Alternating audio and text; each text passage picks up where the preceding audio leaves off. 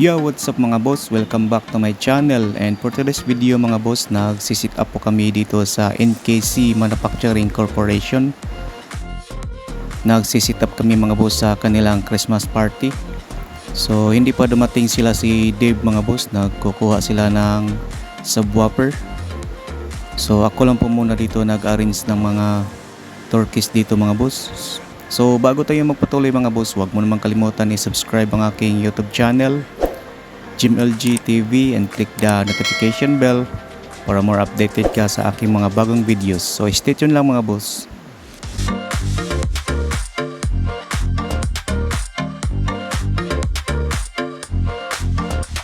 So ito na mga boss, nagsisit up na si Dave sa mga parlid sa stage. So sana po hindi umulan. Nandito po kami sa labas ng NKC mga boss, nagsisit up.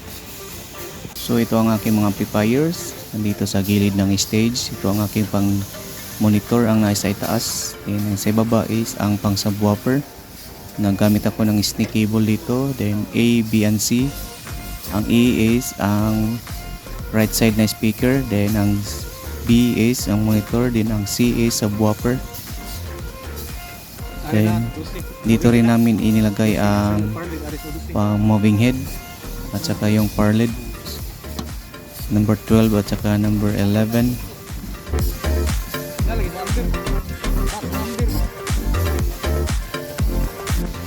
So ito na mga boss ang aming audio booth dito sa my tent.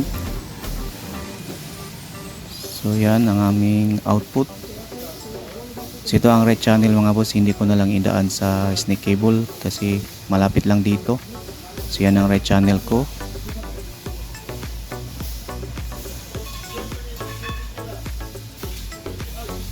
Then yung ang left channel inidaan ko sa snake cable dito mga boss. Yan, andun ang snake cable ko sa gilid ng stage.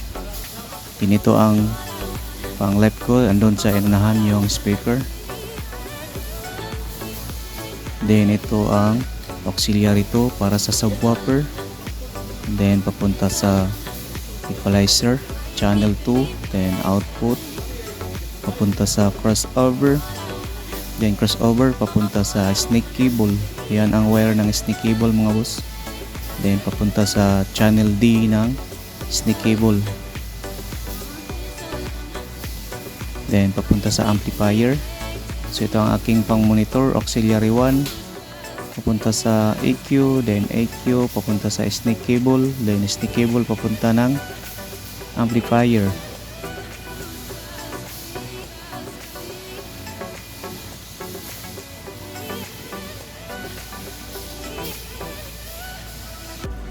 So ito ang name ng kanilang company mga boss, NKC. So nandito kami sa labas nagsisit up. Then gumagamit kami ng scaffolding. So dalawang subwoofer, then 2 per side, then SL at saka GBL. So apat na subwoofer mga boss, 2 per side. Then apat na moving head dito sa stage. Then may pa-uplighting kami na parlid. Then meron ding apat na plastic full color na parlid. So sana po mga boss hindi umulan. So andito ang platform sa mga banda mga boss. So ito ang kabilang speaker ko. So ayan.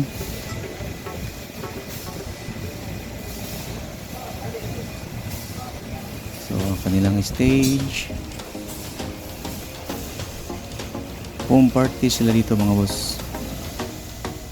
So ito mga boss, nagamit ako ng isang mixer. Mag-sub mixing ako dito mga boss kasi meron silang banda.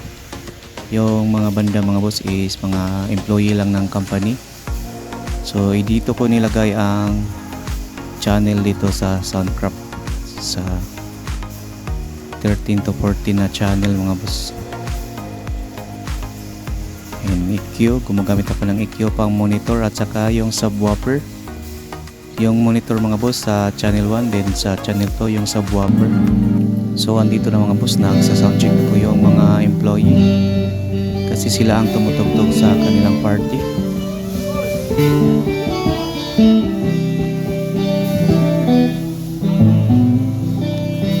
Yan ang aming setup. So ayan mga boss, bigla kaming binuhusan ng ulan. Malalakas na ulan at saka yung hangin. So buti na lang mga boss, meron kaming dinadala na mga plastic cover. Then yung nabasa lang yung mga plastic parlid. So ito na mga boss, ang foam party. Then yung tumugtugtog si DJ Barbie.